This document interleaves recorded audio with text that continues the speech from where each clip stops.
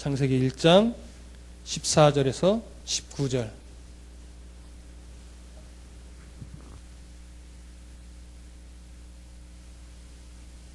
교독하겠습니다. 하나님이 이르시되 하늘의 궁창에 광명체들이 있어 낮과 밤을 나뉘게 하고 그것들로 징조와 계절과 날과 해를 이루게 하라.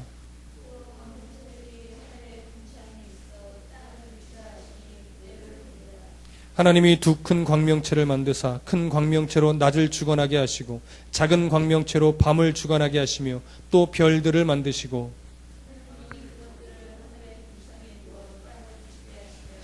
낮과 밤을 주관하게 하시고 빛과 어둠을 나누게 하시니 하나님이 보시기에 좋았더라. 아멘. 우리는 오늘 넷째 날의 사역들을 조금 더 구체적으로 이제 살펴보려고 합니다. 오늘 성경 공부의 제목은 두 큰 광명체입니다. 위에 메모된 부분을 좀 함께 눈으로 보시면 고대인들은 하늘에서 일어나는 일들을 보면서 태양을 절대적인 신으로 생각하며 숭배하여 왔습니다. 또한 달을 보면서 인간의 운명을 주관한다고 생각을 했습니다. 그리고 별을 보면서 모든 사람의 운명이 저 별에 담겨져 있다고 생각했습니다. 그래서 당시에 애굽의 왕들은 각자 다 자기의 별들이 있었습니다. 그래서 별들이 자연 현상에 지나지 않는다는 그러한 생각들을 하지 못하고 거의 대부분의 사람들이 어떠한 운명론자처럼 그렇게 살았던 것이 고대 사람들이었습니다. 그러나 반대로 현대인들은 해와 달과 별들이 그저 자연현상에 지나지 않는다는 과학적 사고를 받아들였습니다. 그래서 세상적인 성공과 육체적인 쾌락을 즐기는 것에 몰두하게 되었던 것입니다. 고대인들은 해와 달과 별을 두려워했고 현대인들은 정반대로 완전히 무시하고 잊어버린 채 교만하게 살아가고 있는 것이 현실입니다. 그렇다면 1번을 보십시오. 1번 문제를 보면 그렇다면 위의 배경을 토대로 해서 하나님께서 모세를 통해 넷째 날의 창조 기사를 기록하게 하신 이유가 무엇일까요? 라고 하는 질문을 드렸습니다. 여러분 나름대로 한번 생각해 보시고요. 그것에 대해서 이제 답을 좀 드리면 이렇습니다. 하나님께서는 태양과 달과 별이 운명도 아니고 신도 아니며 절대적인 존재도 아니라는 사실을 알려주시려고 했던 것입니다. 그런 것들은 다 하나님께서 만드신 피조물에 불과하다는 것입니다. 이미 이 사상은 창세기 1장 처음에 서론격을 하면서 다 얘기 드렸던 내용이기 때문에 이 정도는 여러분들 다 이미도 짐작하고 계셨으리라 믿습니다. 두 번째 또 하나 이유를 보면 하나님께서는 태양과 달과 별들로 낮과 밤을 주관하게 하셨습니다. 그리고 그것들을 통해서 징조와 계절과 날과 해를 이루게 하셨습니다. 이름으로써 사람이 자연의 법칙에 순응해야 하는 한낱 피조물에 불과한 연약한 존재임을 깨닫게 하기 위함인 것입니다. 인간은 그렇게 자연현상에 순응하면서 살아가야 하는 존재일 뿐입니다. 그리고 세 번째 또 하나 이유를 찾아보자면 그래서 불필요한 두려움에 빠지지 않게 하고 불필요한 교만에도 빠지지 않게 해 주신 것입니다. 우리가 불필요하게 운명을 두려워하지 않으면서도 교만하지 않게 막음으로써 먹고 마시고 탐닉하는 생활에 빠지지 않도록 지켜주시려 하는 하나님의 은혜인 것입니다. 이 세 번째가 무슨 말인지 이해되시죠? 태양과 달 별들을 두려워하면서 그것이 마냥 신인 양 그렇게 두려워하는 그런 삶에 빠지지 않게 하려 하시는 거예요. 또 하나는 그런 것들을 아예 무시하고 교만하게 살아가는 것도 하나님께서 막으시고자 자연에 순응할 수밖에 없는 연약한 존재임을 드러내시는 겁니다. 이 두 가지 의미가 하나님의 넷째 날 창조기사 안에 담겨 있다고 볼 수 있는 것입니다. 그렇다면 이번 두 번째 문제로 한번 넘어가 보시기 바랍니다. 하나님께서 첫째 날 만드신 빛과 넷째 날 만드신 광명체들, 그러니까 해와 달과 별 말하는 겁니다. 이 광명체들이 가지고 있는 빛은 분명히 다른 빛입니다. 첫째 날의 빛은 물질적인 빛이 아닙니다. 무엇인가 있어서 빛나는 것이 아니라 그냥 그 빛 자체, 근원적인 빛, 형체가 없는 근원적인 빛입니다. 그래서 그것을 하나님의 빛이라고 부르기도 합니다. 하나님은 이 특별한 빛으로 하여금 이 세상을 비추게 하지 않으셨습니다. 그리고 무엇을 만드셨냐면 자연적인 빛을 만드셨습니다. 이것이 바로 넷째 날 자연의 빛을 통해서 정상적으로 빛을 내게끔 하시기 위해서 낮과 밤을 주관하게 만드신 태양과 달과 별입니다. 그 태양과 달과 별을 통해서 낮과 밤을 주관하게 하고 징조와 계절과 날과 해를 이루게 하신 것입니다. 이제 하나님의 빛은 이 자연의 빛 뒤에 숨어 계십니다. 그래서 하나님의 빛이 자연의 빛을 비추어서 그것이 그 빛을 받아서 어떻게 해요? 이 세상에 빛을 전달하는 그런 역할을 하는 것과 같습니다. 그런데 하나님께서는 왜 계속해서 기적을 일으키시지 않고, 이 기적을 일으키시지 않는다는 건 뭐냐면 하나님의 근원적인 빛을 가지고 이 세상을 비추지 않고 왜 태양과 달과 별을 만드셔서 그것을 거쳐서 빛을 비추게 하셨는가라고 하는 것입니다. 왜 모든 것을 자연의 법칙에 따라 정상적으로 이루어지게 하셨을까라고 하는 것이 두 번째 질문입니다. 이 질문에 여러분 요지가 잡히십니까? 왜 하나님이 기적으로 이 세상을 이끌어가지 않고 태양과 달과 별로, 그리고 어떤 징조로, 그리고 비와 이런 자연의 현상으로 세상이 운영되게끔 그 세상의 원리를 만들어 놓으시고 그 뒤에 숨어 계시는가 하는 겁니다. 왜 하나님이 어젯밤에 천둥을 치게 하셨을까요? 왜 벼락이 치게 하고, 왜 홍수가 나게 하고, 때로는 왜 폭풍이 일게 하셨을까요? 때로는 왜 아주 따뜻한 빛을 주시고 아주 사람이 살기 좋은 기후를 주시기도 할까요? 근데 그것이 하나님의 어떤 기적과 같이 보여주시는 손길이 아니라 어떤 자연의 현상 뒤에 숨어서 그런 일들을 이루어 가실까요? 여러분, 그것을 볼 수 있어야 됩니다. 이유는 한마디로 정리하자면 그것은 하나님의 겸손이라고 말할 수 있습니다. 하나님의 겸손. 왜냐하면 하나님은 우쭐대는 분이 아니시기 때문에 그렇습니다. 하나님은 태양 뒤에 숨어 계시고 달과 별 뒤에 숨어 계십니다. 그러나 여러분 꼭 아셔야 될 게 하나님의 신비, 하나님의 섭리가 조금이라도 사라지면 이 자연들은 자기 자리를 잃고 혼돈에 빠지게 될 수밖에 없다라는 것입니다. 하나님은 인간이 기적을 통해서 하나님을 믿고 순종하게 되기를 원하지 않으셨습니다. 정상적인 자연의 법칙을 통해서 숨어 계신 하나님을 인간 스스로가 발견하고 하나님을 인정하며 찬양하며 경배하게 되기를 원하셨던 것입니다. 이렇게 은혜가 정상적으로 나타날 때 사람의 중심이 드러나게 되어 있습니다. 무슨 말이냐면 어떤 사람은 기적으로 도움을 받으면 하나님께서 은혜를 베푸셨다고 인정합니다. 그런데 정상적인 방법으로 도움을 받으면 하나님의 은혜라고 생각하지 않는 경향이 참 많습니다. 무슨 말이냐면 불치병에 걸렸어요. 병원에서 포기했어요. 그래서 기도원에 올라가서 기도를 받아서 낫다는 사람이 있습니다. 저는 그것을 부인하지는 않습니다. 그것에 너무 집착해서 문제가 될 뿐이지, 그렇게 기도로 병이 낫는 사람이 있어요. 그러면 그렇게 기도를 통해서 병이 나오면 하나님의 은혜로 병이 낫습니다, 할렐루야 이렇게 외치는데, 감기가 걸렸어요. 병원에 가서 처방을 받고 약을 먹었습니다. 그렇게 해서 감기가 나으면 하나님의 은혜가 아니라고 생각해요. 이것이 사람의 한계라는 것입니다. 여러분, 하나님의 은혜가 없고 하나님의 섭리가 없으면 만병통치약이 다 소용이 없다는 것을 여러분 꼭 기억하시기 바랍니다. 하나님을 믿지 않는 의사들도 종종 이렇게 고백을 합니다. 치료는 병이 무엇인지 찾아내고 그 병의 근원을 제거하고 약을 바르고 약을 줘서 먹게끔 하는 것은 사람이지만 신이 그 병을 아물게 한다고, 그 신이 무슨 신인지는 그들이 말하진 않지만 신이 그 병을 아물게 한다고 고백들을 해요. 그것이 정직한 의사들의 고백입니다. 물론 예수 믿는 그리스도인들은 정확하게 얘기를 합니다.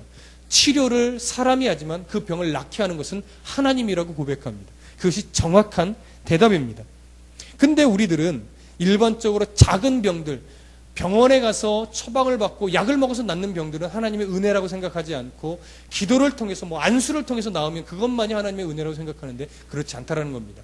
하나님의 섭리가 우리들의 삶 가운데서 하나님의 섭리가 사라지면 아무리 약을 먹어도 병이 낫지 않습니다. 여러분 이것을 꼭 아시기 바랍니다. 하나님께서 은혜를 기적으로 주시지 않고 일반적인 자연의 법칙으로 주시는 것은 우리에게 은혜임과 동시에 시험이라는 사실을 기억하십시오. 하나님께서는 이런 정상적인 방법을 통해서 사람 속에 있는 교만과 간사함을 드러나게 하셨습니다. 그래서 정말 하나님을 믿는가, 하나님을 정말 바르게 의지하는가, 이것을 보게 만드시는 것입니다. 여러분, 창세기를 기록하고 있는 광야의 모세 때와 가나안에 들어간 여호수아와 사사 시대를 여러분 비교해 볼 수 있으면 좋겠습니다. 아직 성경을 깊이 있게 보신 분들이 많지 않기 때문에 제가 모세 시대와 가나안에 들어간 여호수아 사사 시대를 얘기하면 잘 머릿속에 떠오르지 않을 거예요. 제가 예를 들어 드릴게요. 모세 시대라는 것은 무엇을 얘기하냐면 하나님께서 애굽에서 이스라엘 백성들을 탈출시키시고 가나안에 가기 전에 광야에서 40년을 훈련시키셨습니다. 근데 그 광야에서 40년을 훈련할 때 어떻게 먹이셨냐면 기적의 방법으로 먹이셨어요. 만나를, 하늘에서 만나를 내렸어요. 지금도 그 만나가 무엇인지 아무도 모릅니다. 그냥 가시 같고 희고 마치 어떤 그 과자와 같다 이렇게 표현만 하는 것이 정확하게 몰라요. 그 만나를 40년 동안 매일같이 하늘에서 내려서 아침에 거두어서 하루만을 먹게 하신 거예요. 그리고 그 다음날 아침에 자고 일어나면 또 그 만나가 내려 있어서 그것을 또 하루 먹을 양만 걷어서 하루만 먹게 하셨어요. 다만 토요일에는 이틀치를 거두어서 주일까지 먹게 하신 거죠. 오늘날로 얘기하면. 그렇게 몇 년을 인도하셨냐면 40년을 인도한 거예요. 그리고 틈틈이 메추라기 떼를 보내셔서 고기도 먹게 했어요. 물이 없을 때는 반석을 쪼개서 물이 나게 하신 거예요. 그리고 애굽을 탈출할 때 입었던 그 옷이 40년 동안 한 번도 헤어지지 않았어요. 처음에 입고 나올 그대로의 상태로 그 한 벌의 옷이 유지되었다라는 거예요. 그리고 40년 동안 성경에 보면 아이에서부터 어른에 이르기까지 병이 나와서 앓아 누운 사람이 없었다고 말합니다. 건강을 지키셨고 먹을 것을 채우셨고 마실 것을 채워주셨습니다. 그것이 40년 동안의 일이었어요. 그런데 모세가 죽고 이제 여호수아를 앞장세워서 출애굽 1세대는 가나안에 못 들어가고 다 광야에서 죽었는데 출애굽 2세대들과 여호수아가 가나안 땅에 비로소 요단강을 건너서 들어갔습니다. 요단강을 건너서 가나안에 들어가자마자 그 기적으로 먹이셨던 만나와 메추라기 바위를 쪼개서 물이 일어나는 이 사건이 완전히 사라졌어요. 그래서 가나안에 들어가면서부터는 어떻게 먹었냐? 땅의 소산물로, 곡식으로 그들이 배를 채우게 됐습니다. 이것이 바로 하나님이 먹이시는 차이인데, 그럼에도 불구하고 이렇게 정상적인 방법으로 먹이기 시작하면 그것을 통해서도 이스라엘 백성들이 뭘 기억해야 돼요? 아, 하나님이 자연의 이런 곡식들을 통해서 우리를 먹이시는구나, 이렇게 은혜로 하나님께 더 감사해야 되잖아요. 그런데 이 광야의 만나를 체험하고 다시 광야의 곡식들까지도 체험했던 이스라엘 백성들이 광야로 들어가서 곡식을 먹으면서부터 어떤 짓을 벌이게 되냐면 곡식을 다스리는 가나안의 신 바알을 섬기기 시작합니다. 실제로 곡식을 다스리는 게 아니고 가나안의 사상이 뭐냐면 만물을 다스리는 최고의 신은 바알, 그 밑에 무슨 신 막 다양하게 있는 거예요. 아브라함 영화를 봐도 신이 다산의 신부터 많이 있잖아요. 그렇게 신이 굉장히 많아요.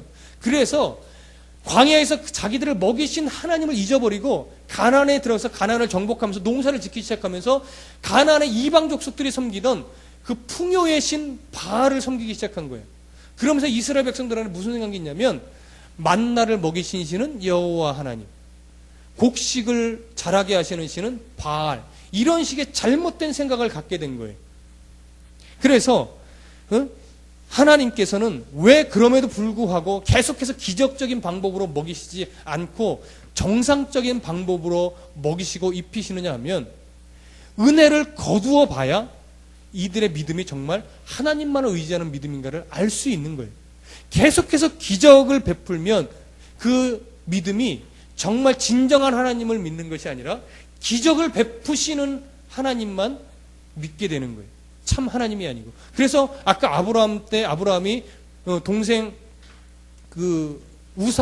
파는 우상 가게에 들어가가지고 새로운 우상을 만들었다고 이렇게 보여주니까 아브라함이 뭐라고 말합니까? 이것도 가짜신, 이것 해주는 신, 저것 해주는 신 다 가짜라고 하면서 막 부시잖아요. 그게 아브라함이 자기도 우상을 팔아 먹었던 사람이지만 점차 우상이 거짓이다라는 걸 깨닫게 된 거예요. 이것이 하나님의 은혜예요. 아브라함의 영을 하나님이 살려놨기 때문에 그런 마음이 들 수 있었던 겁니다. 그게 시작이었던 거죠. 마찬가지로 지금 우리들의 오늘날로 들어와 보면 하나님이 매일매일 만나러 공급해 주시다가 우리들의 삶을, 이건 경험해 봐야지 아는 건데, 하나님의 은혜로 살아가다가 어느 순간 이제 월급 봉투를 받게 되고 더 많은 월급을 받으면서부터는 하나님의 은혜로 내가 살고 있다라는 생각을 잊어버리고 어떤 식의 생각이 들려면 내가 땀 흘려서 이 돈을 벌었어, 이렇게 생각을 하게 되는 거예요. 그러다 보니까 월급을 안 받고 세상의 삶이 어려울 때는 하나님이 주시는 은혜로 나름대로 이렇게 살아갈 때는 주의 은혜로 내가 오늘을 살아갑니다, 감사하며 살아갔는데, 내가 땀 흘려서 일하게 되면서 돈을 많이 벌게 되니까 그때부터는 하나님의 은혜가 아니라 내가 노력해서 번 돈이 되는 거예요. 하나님의 은혜가 사라집니다. 그러니까 결국은 무엇을 섬기게 돼요? 월급 봉투를 섬기게 됩니다. 그리고 어떤 직장에서 높은 자기의 그 직위를 섬기게 돼요. 이렇게 바뀐다는 거예요. 근데 하나님은 그리스도인은 어떤 고비를 넘겨서 정상적인 방법으로 세상을 살아나게 할 때가 있어요. 그때 그 사람의 신앙의 중심이 드러나게 되어 있는 겁니다. 그때도 하나님을 바르게 섬긴다면 그 사람은 정말 세상을 의지하지 않고 하나님만 바라보는 참된 그리스도인이 될 수 있는 거예요. 하나님의 자녀가 세상의 대학과 직장, 명예, 월급 이런 것들 때문에 하나님이 가려지지 않도록 우리는 거룩한 긴장감을 가지고 살아가야 할 것입니다. 오늘 눈에 보이는 모든 현상들을 보면서 하나님의 은혜를 볼 수 있는 믿음의 눈이 열리기를 간절히 소원합니다. 여러분, 세 번째 문제를 한번 보십시오. 창세기 1장 14절에서 하나님은 광명체들을 통해 징조와 계절을 이루게 하셨습니다. 여기서 징조라는 단어는 계절의 변화를 나타내는 자연 현상들을 말합니다.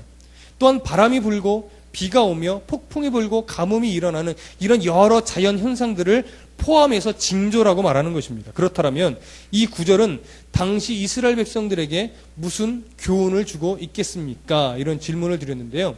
하나님을 모르는 사람들은 자연의 징조를 어떤 정해진 운명의 사인으로 생각하는 경우가 종종 있습니다. 그래서 특히 고대에는 태양과 달과 별의 그런 변화를 통해서 이미 정해진 하나님의 뜻이 드러난다고 생각을 했어요. 그래서 특히 몇 년 동안 흉년이 들게 되면 지금 신이 지금 통치하는 왕을 불신하고 있다라는 것의 증명처럼 여겼어요. 그래서 그것을 사인으로 알고 막 구테타가 일어나고 반역이 일어나는 거예요. 그 왕은 물러나라, 이런 일이 벌어지기도 했던 것입니다. 그래서 흉년이 들 때 반역과 혁명들이 많이 일어나다 보니까 통치자들이 가장 두려워했던 것이 뭐냐면 태양의 변화와 일기였습니다. 근데 여러분, 이것이 고대 근동의 이런 아랍 지역의 나라들만 그랬겠습니까? 우리나라 선덕여왕 그 드라마만 봐도 선덕여왕 때도 이 왕들이 이용했던 게 뭐예요? 결국은 해달 별의 움직임이고 가뭄이 들고 홍수가 일어나고 비가 오는 거, 다 이런 계절의 징조를 마치 신의 메시지인 양 이렇게 이용했단 말이에요. 특히 뭐예요? 안식, 월식 이럴 때는 막 이 나라에 어려움이 일어날 겁니다. 그러면서 무슨 자기들이 보위하는 왕위로 세우려고 하는 이런 일들을 예전에 우리나라에서도 벌였단 말이에요. 이만큼 징조 이런 것들이 사람들은 두려워하는 대상이었습니다. 그러나 거기에 비해서 하나님을 바로 아는 사람들에게 이 계절의 변화, 징조는 일기 변화에 대한 규칙을 발견하게 되는 하나의 삶의 방법인 거예요. 날씨 변화나 태양이 뜨는 시간과 위치의 변화, 날씨와 비 또는 바람과의 관계 등을 통해서 만물을 다스리는 하나님의 섭리를 발견하고 자연을 정복하며 관리해야 하는 사람 자신들의 사명을 발견해야 하는 것입니다. 고대에는 이런 과학적인 사고를 할 수 있는 사람이 없었어요. 그리스도인, 하나님을 믿는 사람밖에는 이런 과학적인 사고를 할 수 없었습니다. 감히 고대의 사람들이 자연을 관찰하고 연구할 엄두를 내지 못했던 거예요. 왜냐하면 자연은 신이라고 생각했기 때문에 그래요. 어떻게 신의 발가락을 헤아리며 어떻게 신의 털을 섬기고 신의 심기를 건드릴 수 있겠습니까? 라고 생각을 해서 날씨, 기후, 변화를 관찰하고 과학적으로 그것을 분석할 수 있는 사람이 없었던 거예요. 그냥 운명이라고 믿고 살아갈 수밖에 없었던 것입니다. 그러나 하나님의 백성들에게 있어서 자연은 관리의 대상이었습니다. 그러니 자연을 관찰하여 규칙을 찾아내고 그 자연을 통해서 동식물들을 잘 다스리고 관리할 수 있도록 이용할 수 있었던 것, 이용해야 하는 것이 바로 하나님의 백성들의 사명인 것입니다. 오늘날도 기독교를 기복주의와 신비주의로 이해하는 성도들이 있습니다. 그렇게 되면 기독교인들이 세상을 다스려야 되는데 세상의 노예가 돼서 하나님을 이용하게 되는 거예요. 기복주의는 뭡니까? 하나님을 믿으면 세상적인 복을 받는다. 무조건 하나님 이코르 세상적인 복, 이렇게 생각하는 게 기복주의입니다. 헌금을 내는 이유, 예배를 드리는 이유, 기도를 하는 이유는 복받기 위해서, 성공하기 위해서. 이게 기복주의입니다. 그러나 기독교에는 기복이 있습니다. 하나님을 바르게 섬길 때 하나님께서 나의 필요에 맞게 적절한 복을 주신다고 믿는 거예요. 그리고 특별히 하나님께서 어떤 뜻이 있을 때는 엄청난 복을 주시기도 하는 겁니다. 그래서 큰 복을 받을 때는 교만하지 않을 수 있고, 비록 복이 좀 작은 복이다 할지라도 슬퍼하거나 안타까워하지 않을 수 있는 것이 바로 기독교인들인 거예요. 그리고 또 신비주의로 기독교를 이해하는 사람이 있습니다. 속된 말로 기도원파라고 하고 은사파라고도 주로 기독교에서 말하는데, 이것이 어떤 사람들이냐면 기독교에 기도할 때 방언이라는 것이 있습니다. 방언. 들어보셨는지 모르겠습니다. 기도를 할 때 정상적으로 우리의 언어로 하는 것이 아니라 막 혀가 꼬이고 막 알랄랄랄랄라 이런 식의 말을 가지고 기도하는 분들이 있어요. 그것이 틀리지는 않습니다. 그러나 방언을 하는 것이 믿음이 좋은 것은 아니라는 사실이에요. 방언 못해도 정상적으로 하나님을 섬기고 정상적으로 기도해도 하나님이 얼마든지 들으십니다. 근데 마치 방언을 못하면 믿음이 없는 사람 치부하고, 어떤 은사가 없으면 믿음이 연약한 것처럼 치부해서 기도원에 가서 막 뜨겁게 기도하고 은사 받으려고 애를 쓰고 어떤 환상을 보려고 애를 쓰고, 이것이 신앙의 전부인 양 생각하는 사람들이 있어요. 그건 신비주의입니다. 그리고 종말론적 주의자들이 있습니다. 예수님이 곧 오신다. 직장도 필요 없다.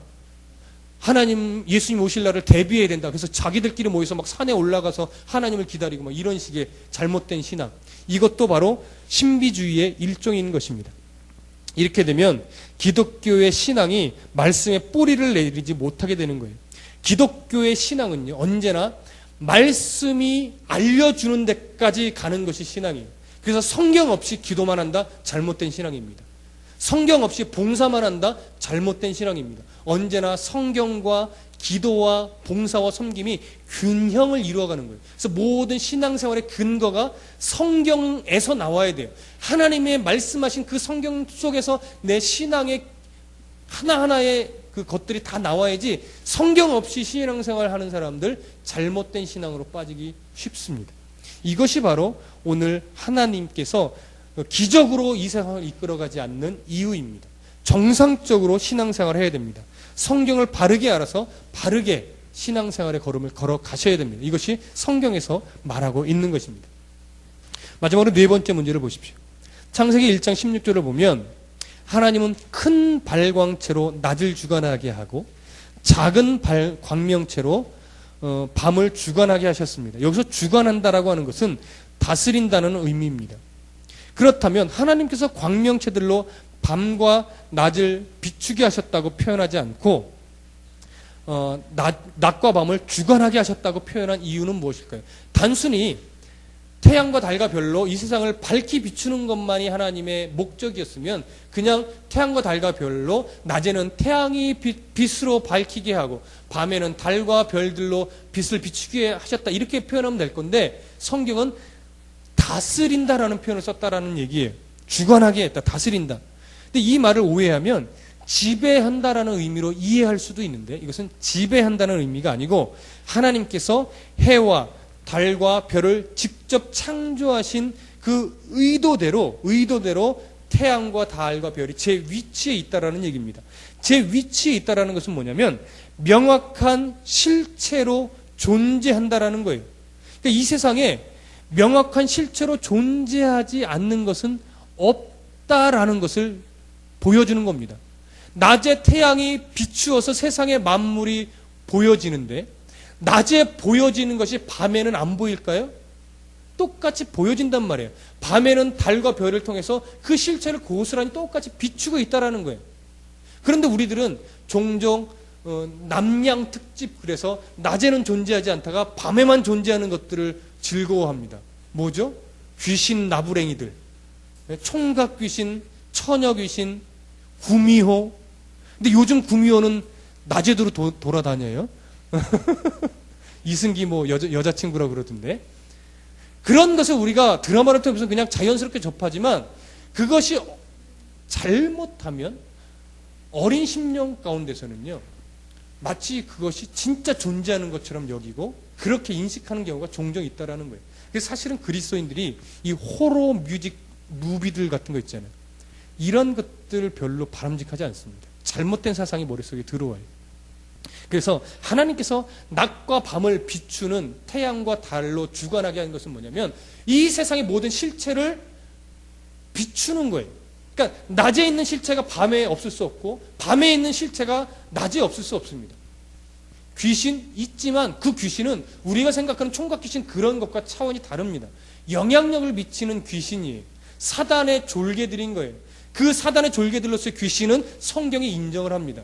그것과 대적해서 싸워야 돼요. 근데 성경은 정확하게 또 얘기하는 것이 뭐냐면 하나님을 믿는 하나님의 백성들은 악한 영의 사단이 그의 생명을 해할 수 있다 없다? 없다라고 말합니다. 이것이 성경에서 말하는 귀신론입니다. 근데 귀신은 무엇을 할 수 있느냐? 하나님을 믿는 사람들을 유혹을 해서 넘어지게는 만듭니다. 이것이 귀신의 장난이에요. 어떻게 해요? 돈에 약한 사람들은 어느 순간 돈을 막 떼부자가 되게 만들어줍니다. 그럼 그 사람이 돈 때문에 신앙을 팔아먹고 하나님을 믿는다고 하지만 실제로는 돈을 숭배하면서 살아가는 어리석은 백성이 돼요. 명예에 약한 사람, 여자에 약한 사람, 각자마다 약한 것이 많습니다. 사단은 그 약한 것을 오히려 내어줌으로 말미암아 그것들로 인해서 이 사람이 좋아합니다. 하나님이 복 주셨다고 말하지만 실제로는 그것 때문에 신앙을 팔아먹는 경우가 많이 있다라는 거예요. 그래서 그리스도인이 어떤 분별력이 필요하느냐? 이것이 정말 하나님이 주신 것인가? 이것에 대한 분별력이 필요한 거예요. 돈? 하나님이 내게 정상적으로 주신 돈인가? 로비에서 번 돈이면 하나님이 기뻐하지 않아요. 사기쳐서 번 돈 하나님이 기뻐하지 않습니다. 사기쳐서 돈 많이 벌어놓고 하나님께 뭔가 신앙의 양심이 좀 걸리니까 하나님 그래도 내가 돈 하나님께 바칠게 해서 막 수억 원 하나님께 바쳤어요. 그 수억 원 하나님이 받으실까요? 안 받으셔요. 하나님은 돈이 필요하신 분이 아니에요. 돈에 마음을 담아서 드려야 작은 액수라도 기뻐하시는 것이지 돈을 원하시는 하나님이 아니란 말이에요. 근데 기독교를 잘못 오해하는 사람들이 이렇게 말합니다. 돈 없으면 신앙생활도 못하겠다. 왜 이런 얘기 하는 줄 아십니까? 11조 적게 내면요, 교회에서 11조 많이 내는 사람이 무시해요. 이거요, 미친놈입니다. 기독교 신앙은 그렇지 않아요. 하나님, 11조 많이 낸 것, 하나님의 은혜를 그만큼 주셨기 때문에 낼 수 있었던 거예요. 그 사람이 잘나서가 아닙니다. 그런데 또 이렇게 여겨요. 내가 11조를 적게 내니까 교회 생활을 부끄러워해요. 이것도 잘못됐어요. 그걸 왜 부끄러워합니까? 하나님 주신 분복 안에서 하는 것 뿐인데. 중요한 건 뭐예요? 누가 말씀대로 살려고 애쓰는가? 이런 것들을 통해서 어떤 신앙의 성숙의 잣대를 재야 되는데, 저 사람 헌금도 많이 안 내. 헌금도 뭐 못 내는 사람이에요. 이런 식의 신앙의 잣대를 내는 것 잘못된 것입니다. 우리 다드림교회는 절대 그런 식의 신앙생활, 존재를 이상하게 만드는 그런 존재의 가치를 잘못 편협하게 보는 이런 신앙생활이 되지 않기를 간절히 소원합니다. 또 하나, 이 존재를, 실체를 정확하게 규명한다는 것은 뭐냐면 우리의 삶과 또 마찬가지입니다. 하나님께서 낮에도 우리의 삶을 비추고 있다면 밤에도 비추고 있어요. 이 얘기는 뭐냐면 신앙생활의 주일날 교회에서의 신앙의 모습과 교회 밖에서의 신앙의 모습이 다르면 됩니까? 안 됩니까? 안 돼요. 교회 안에서는 하나님의 자녀인데 교회 밖에서는 하나님의 자녀답지 않다면 그것은 그의 실체가 불분명한 거예요. 교회 안에서 신앙인이면 교회 밖에서도 신앙인이어야죠. 여기서 말하는 실체라는 것이 그런 겁니다. 여러분, 요즘 적지 않게 그리스도인들이 낮에는 하나님의 통치를 받고 밤에는 사단의 통치를 받으며 살아가는 사람이 많습니다. 쉽게 얘기하자면 주일에는 하나님의 통치를 받고 평일에는 세상의 통치를 받는 사람이 많습니다. 더 심한 사람은 주일날 11시 오전 예배 때만 하나님의 통치를 받고 주일 오후부터는 세상의 통치를 받는 사람도 많이 있다라는 겁니다. 여러분, 주일이나 평일이나 나의 정체가 분명해야 됩니다. 내가 하나님의 백성이라는 것이 정확하게 세상의 삶 가운데서 또 나타나야 됩니다. 매 순간 하나님의 통치를 받으며 살아가기 위해 우리 모두는 힘쓰고 애써야 할 것입니다. 오늘 우리를 비추는 말씀의 빛은 어떤 빛보다 강한 빛입니다. 우리 속에 있는 죄의 찌꺼기와 불필요한 두려움과 운명적인 사고방식을 내쫓는 그런 하나님의 빛입니다. 이 말씀이 내 마음속을 비추어서 성실하게 하나님의 통치 원리를 가지고 이 세상을 살아갈 수 있기를 소원합니다. 말씀을 통한 깨달음이 중단되면 그 사람은 미신과 우상과 강박관념에 사로잡혀서 살아갈 수밖에 없는 것입니다. 여러분, 하나님의 말씀에 사로잡혀서 말씀을 통해서 이 세상을 복되게 살아가는 아름다운 성도가 되시기를 간절히 소원합니다.